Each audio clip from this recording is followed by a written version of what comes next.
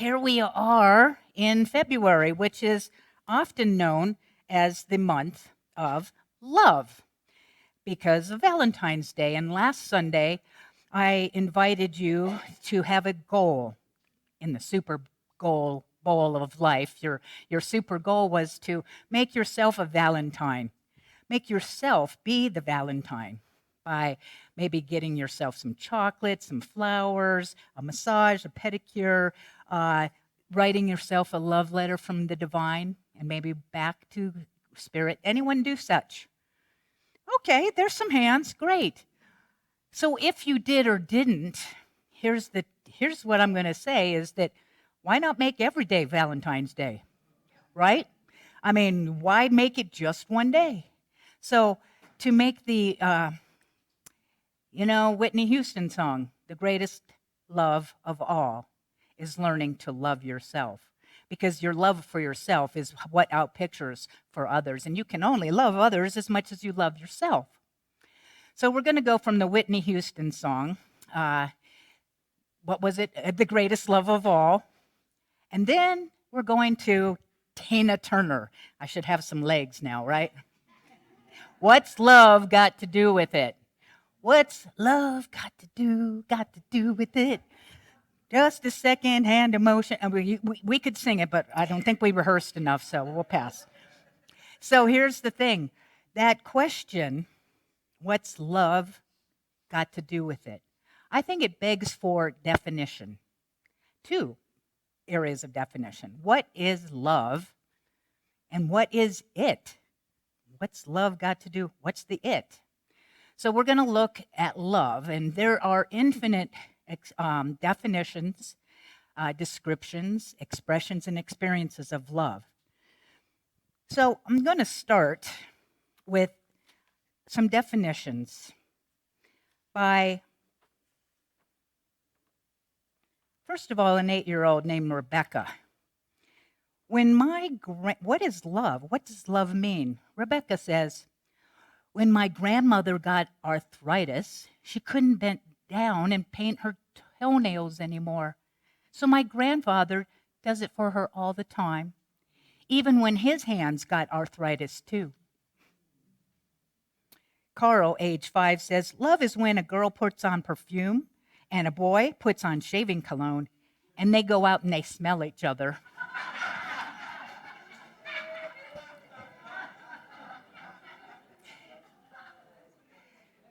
Terry, age 4, says, love is what makes you smile when you are tired. Listen to this one. This is by 7-year-old Bobby. Love is what's in the room with you at Christmas. If you stop opening presents and just listen. That kid's going to be a minister or something. I don't know. That's pretty deep. Well, I think Noel's got it. Love is when you tell a guy that you like his shirt and he wears it every day. Love is when your puppy licks your face even after you've left him alone all day long. When you love somebody, says Karen, age 7, when you love somebody, your eyelashes go up and down and little stars come out of you.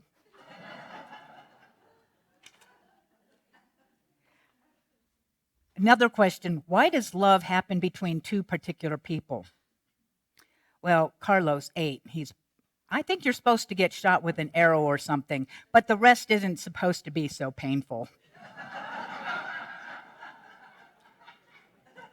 Kenny, age 7, said to the question, is it better to be single or married? Kenny says, it gives me a headache to think about that stuff. I'm just a kid. I don't need that kind of trouble.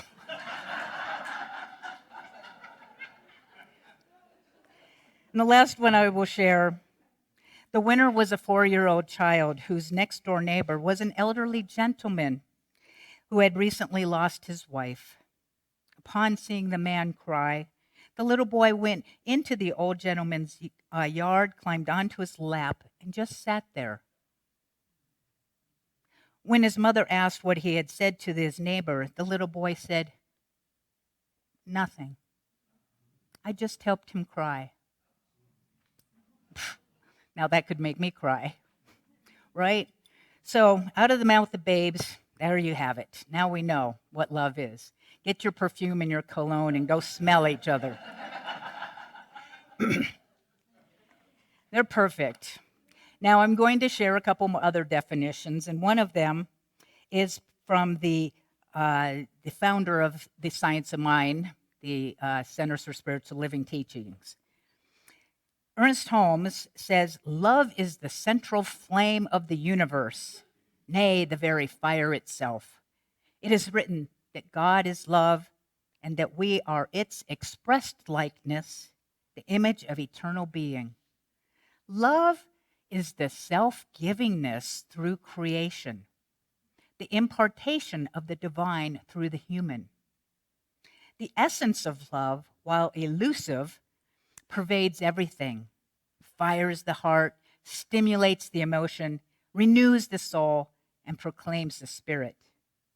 Only love knows love, and love knows only love.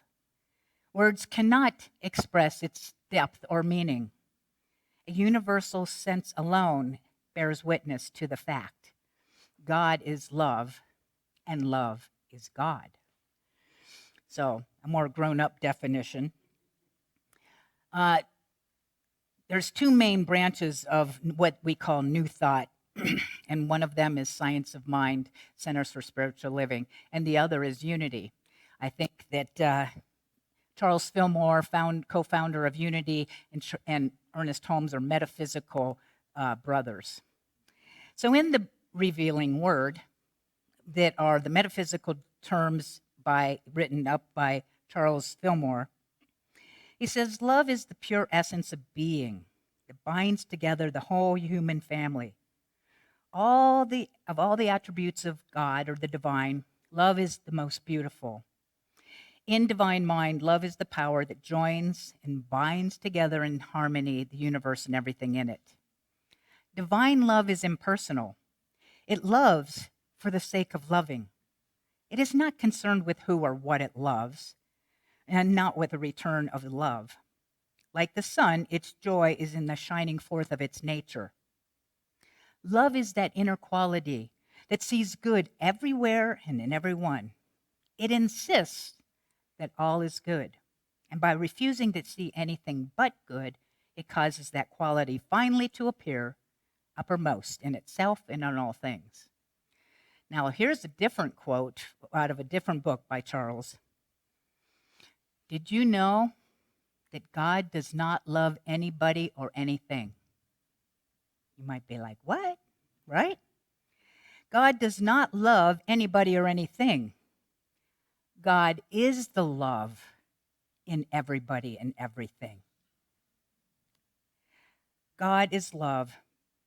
Mankind becomes loving by permitting that which God is to find expression through us. God is love, and it expresses through us. We are the beings, the instruments of this love. And I love that.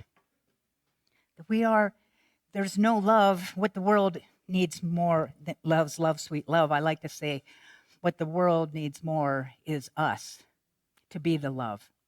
So before I go more into the subject of love, which is the main topic, what is the it? What's love got to do with it? What is it? Well, for me, it is life. It is my life. What's love got to do with my life? What's love got to do with your life and our lives? I'm going to go to this one. In 1 Corinthians 13, 1 through 4, says, "If I speak in the tongues of men or of angels, but do not have love, I'm only a resounding gong or a clanging cymbal. If I have the gift of prophecy and can fathom all mysteries and all knowledge, and if I have faith that can move mountains, but do not have love, I am nothing. If I give all I possess to the poor and give over my body to hardship that I may boast but do not have love, I gain nothing. The one in the middle really catches me. But if I do not have love, I am nothing. That's like super powerful. If you don't have love, what do you have? Nothing, according to this quote. And so I want to have that love. I want to be engaged in that love. And again, we're looking at what is love. I am going to recommend to all of you one of the very best books that I have ever had and have studied from. It's called Love Ability. It is Knowing How to Love and Be Loved. It is by Robert Holden, PhD. So, Lovability, I think we even have a few in our bookstore, and you can also get those online at bookstore.org. So, he has so much in here, but I'm going to share what his ideas of what love is not and what it is and is not. First, I'm going to go, what is love not? Love is not an act. It is not putting on a happy face, a positive face. It is being able to be who you are, as you are 100% of the time. It's not an act. It's not a performance. It's not I have to be this way in order to be loved. No, you get to be your authentic, real self. It's not an act. And if you're putting on an act, then that's not really love, because love is about that authenticity. It's about being who you really are. You can be honest. You don't put on an act or perform. You have total permission to be who you are. And it's not about approval. You know, if you can't be who you really are with another without their approval, that's not what love is. And when you love someone, you don't need them to change in order to love them more. Love honors our differences and individuality. So love is not an act. Number 2, love is not a bargain. It's not about, well, we're in a relationship and, hey, I'm putting these efforts into this relationship and you're putting your efforts into it. You know, it's the relationship bank. And so, you know, I'm giving more than you are. Come on, get with the program, right? No, it's about equals, and it's not about the roles. It's that we are completely equal. No one is higher than the other. No one is lower. It is not love about the giving and the receiving. Love, he says, is a way of being. It's a way of being, not about giving and receiving. It's not something you can get more or less of, because love is who you are. You can't give or have more or less. And I have gone through a period of being single back in the day, and I was like, well, I have love or I don't have love, or a partner, right? And then Spirit just flipped it on me and said, instead of the have and have not world, no, I am the world's greatest lover. And I was like, really? And it was like, well, if I'm the world's greatest lover, then it doesn't matter if I have or don't have. But it was honoring that I am that love. And I don't have to have it or don't have it, because that's the polarities. But if you are love, then it doesn't matter. And you probably end up with some other person in your life. Now, in the past, or perhaps in your life right now, you might have a relationship where it seems that you are giving more than the other, or you would like something more from the other, right?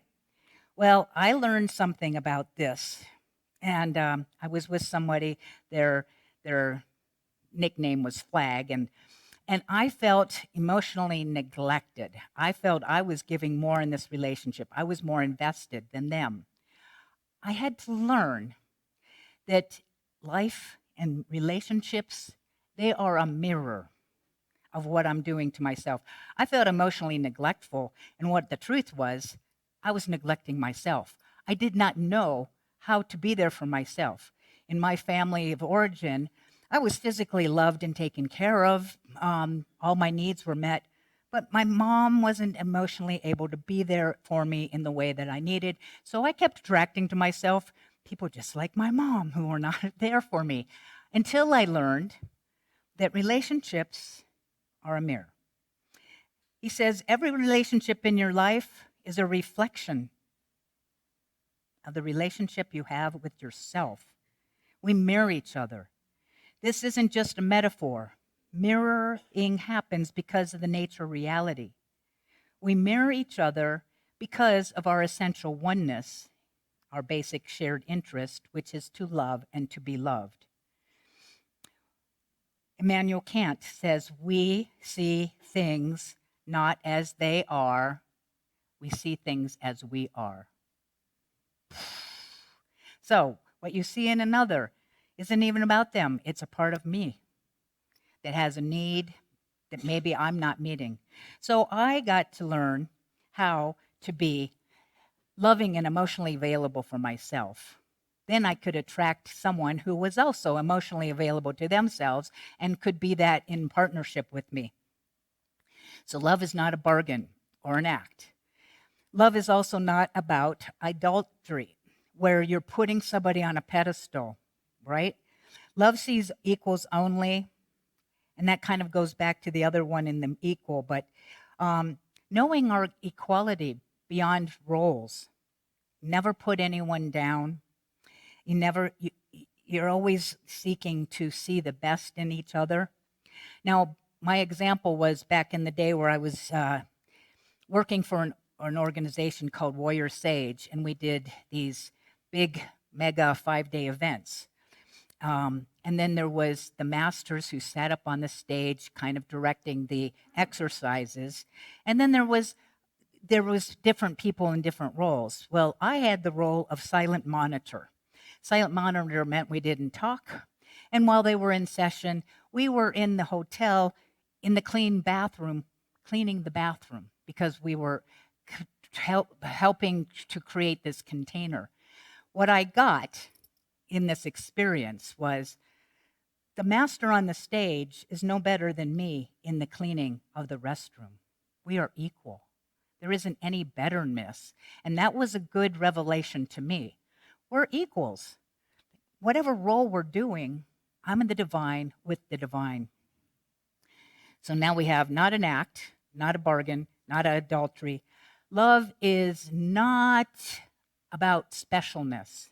It is not about, well, I love you more than anybody else.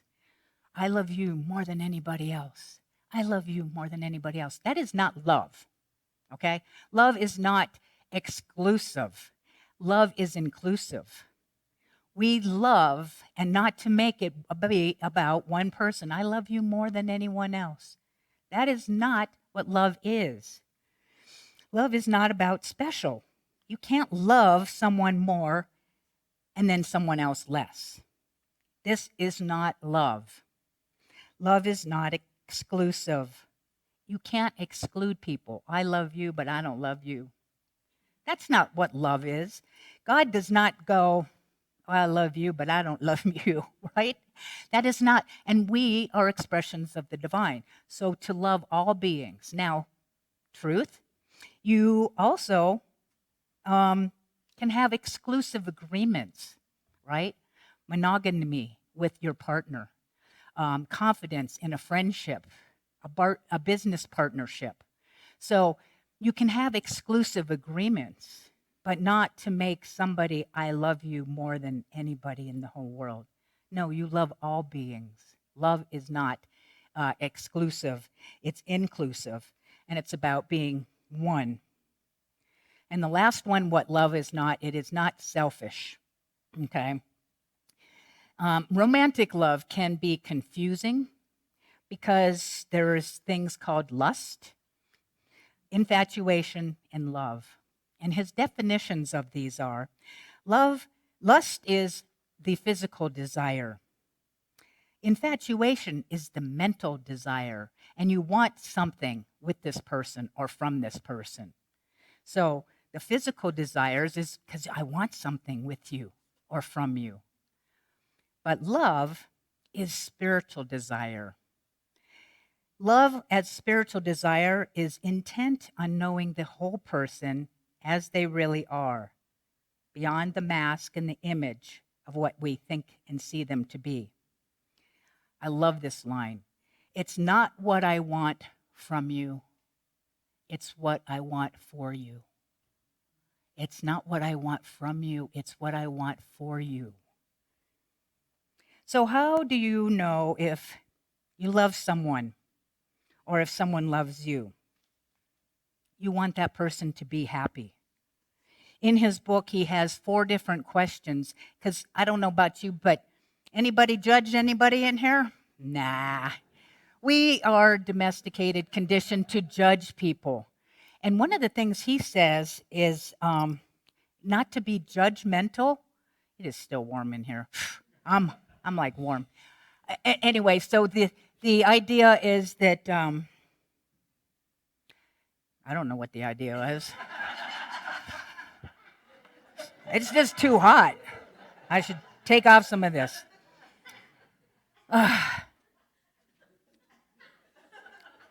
Whatever. Next. So in his book, he talks about, he said he wanted not to change judgment. He wanted a different relationship with judgment. I'm not going to share with you those questions. That is something that you'll get the book and look at those. And what he does say is that, how do you know if you love someone? You don't stand in their way. He says, we would never stand in the way of another's happiness, even if it meant being apart, because most of all, we want the people we love to be who they truly are, to follow their hearts, and to live the lives they are called to live. I can attest to that 100%. My past wife and I moved here at the end of 2021. She thought she was going to get a job as a minister in Albuquerque. It didn't happen. She needed to have a ministry of her own. That fell through. It was a tough thing for her to have that, and me too. And then she ended up getting a job 6 months later, halfway through our time here in California. Talk about an interesting place to be. I wanted her to be happy. I didn't want her to leave. I didn't want her to leave. Where's my person? At the same time, I want her to be happy. That was tough, but that was love. I needed to be, from my loving heart, I wanted her to be happy. So to bless her, to support her while I'm in grief was excruciating and not an easy path. But that's what love is. It's about not being selfish and wanting the other person's happiness. So now I've kind of segued into what love is. The 4 areas that he speaks about what love is. When you say, I love you, what you're saying is, I see you. I see you. And you're not just seeing the physical body or the personality. I'm seeing your soul. I see you. I see you. I see your soul. Beyond the emotions, beyond the actions, I see your soul. The soul in me beholds the soul in you. And some of you may know the term namaste, a Hindu greeting that in New Thought we have changed it or put it into the words of, when the divine in me beholds the divine in you, we are one. So it is the soul that sees the soul of all beings, even the people we don't like, that we disagree with. They're still a soul. Perhaps the soul has a role. I just had to say that for your benefit. She's doing I won't get into that. But it's about, so I want to share with you this story about seeing. This is about an elderly man, and it was 8:30 in the morning on a busy morning when an elderly gentleman came into the care place, the doctors, in order to have the stitches removed from his thumb. And he stated that he was in a hurry. This is 8:30. He wants to have this done quickly because he has an appointment at 9 o'clock. So the nurse said, okay, I'm going to take your vital signs. Please take a seat. And she knew that there was a backup and he wasn't going to get out for a while. So she kept seeing him check his watch. And then she decided to talk to the doctors to see if she could basically take the stitches out and redress the wound. And they began, and they said yes, and they had a conversation while she was taking the stitches out. And she asked, do you have another doctor's appointment or what's that? Why are you in such a hurry? And he said no.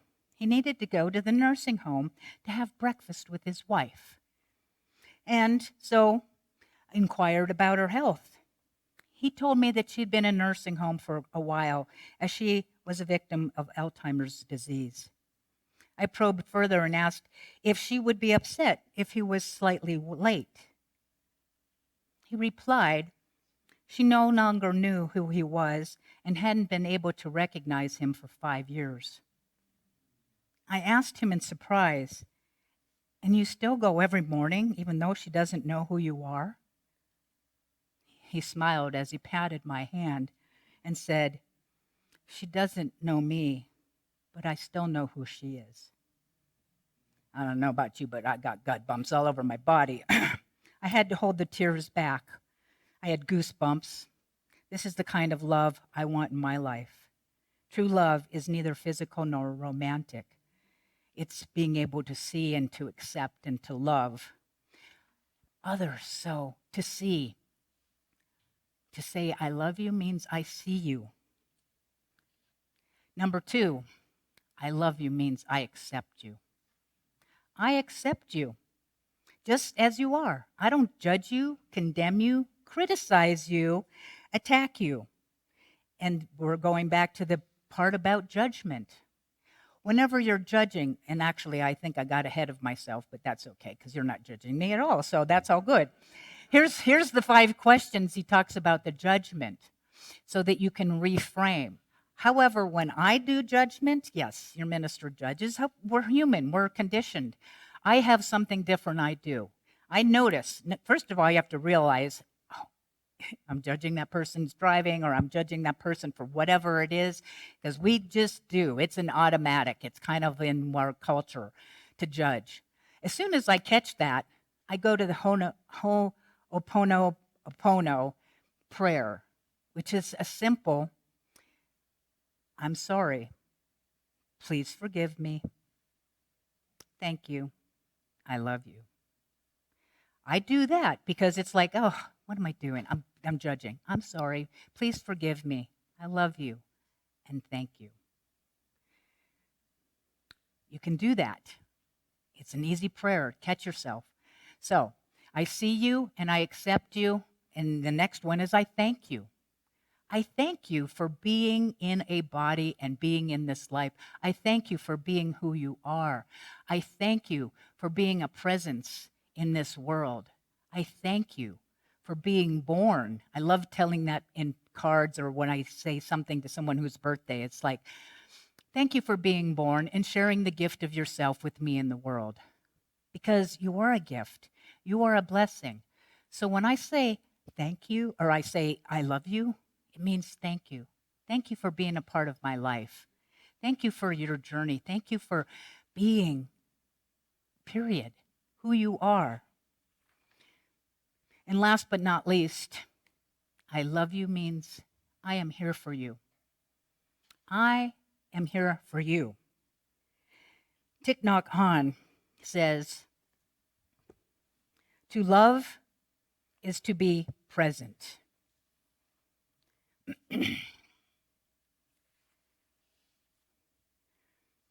And it's in here somewhere. Where are you, Thich Nhat Hanh? He's wandering around. Here he is. To love is to be present. In his book, True Love, Thich Nhat Hanh writes, to love in the context of Buddhism is above all to be there. If you are not there, how can you love? He also says the most precious gift you can give to one you love is your true presence. Now, you can give and be present in different ways. You can be physically present. I'm going to take the time and we're going to go have lunch together. I can take the time physically to be with you. I can take the time mentally to be with you. And that means to basically listening and being present and listening with ears of love and speaking from love. I want to be with you emotionally. That means I'm here with you in the present moment. I'm not thinking about the past. I'm not thinking about the future. I'm with you. I am present with you in that way. And finally, spiritually, I am with you in your journey. I support you unconditionally in your learning, in your growing. I am with you. I am present for you. What's love got to do with it? Everything. I'm going to finish with another part of Corinthians and your homework. Love is patient. Love is kind. It does not envy. It does not boast. It is not proud. It does not dishonor others. It is not self-seeking. It is not easily angered. It keeps no record of wrongs.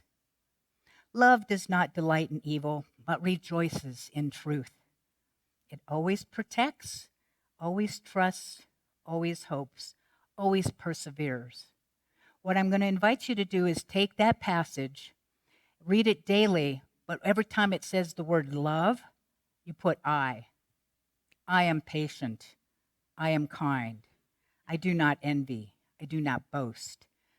That is your assignment if you care to deepen the love. And I love you. And so it is.